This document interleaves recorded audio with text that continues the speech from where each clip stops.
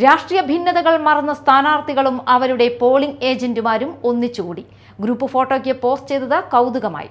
തെരഞ്ഞെടുപ്പിൽ മാത്രമേ മത്സരമുള്ളൂവെന്നും അതു കഴിഞ്ഞാൽ ശക്തിനഗറിലെ ജനങ്ങൾ ഒറ്റക്കെട്ടാണെന്നും ഇവർ പറഞ്ഞു.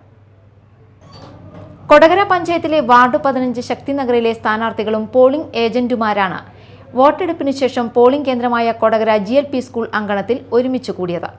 വാർഡിലെ സ്ഥാനാർത്ഥികളായ ആനി വിൽസൺ, ബിജി ഡേവിസ്, സിമി വിക്രമൻ എന്നിവരും വിവിധ പാർട്ടികളിൽപ്പെട്ട ഇവരുടെ പോളിംഗ് ഏജന്റുമാരും പ്രാദേശിക നേതാക്കളും പ്രവർത്തകരുമാണ് മത്സരരംഗത്ത് ഉണ്ടായിരുന്ന ചേരിതിരിഞ്ഞ പോരാട്ടം മറന്ന് ഒത്തുകൂടിയത്.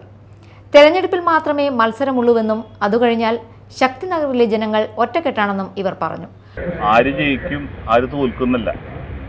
ഒരുപാട് കാലമായിട്ട് നമ്മുടെ ഈ വരുന്ന ശക്തിനഗർ ഉൾപ്പെടുന്ന ഈ വാർഡിൽ നമ്മുടെ പഞ്ചായത്ത് തെരഞ്ഞെടുപ്പ് വരെയാണ് നമ്മുടെ രാഷ്ട്രീയം.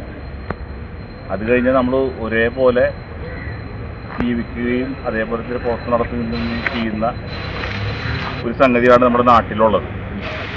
ആ സ്നേഹവും ബഹുമാനവും അതേപോലെ തന്നെ എല്ലാ കാര്യങ്ങളും ഉച്ചവരുന്ന ആൾക്കാരാണ്.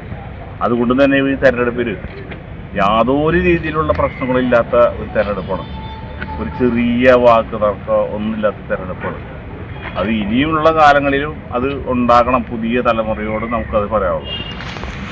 മാതൃകാപരമായ ഈ സൗഹാർദ്ദം തെരഞ്ഞെടുപ്പ് പ്രചരണ രംഗത്തും നിലനിർത്താൻ കഴിഞ്ഞതുകൊണ്ടാണ് ഒരു വാക്ക് തർക്കം പോലുമില്ലാതെ ഇതുവരെയുള്ള തെരഞ്ഞെടുപ്പ് പ്രവർത്തനങ്ങൾ നടന്നതെന്നും ഇവർ കൂട്ടിച്ചേർത്തു. Media time, Kodakara.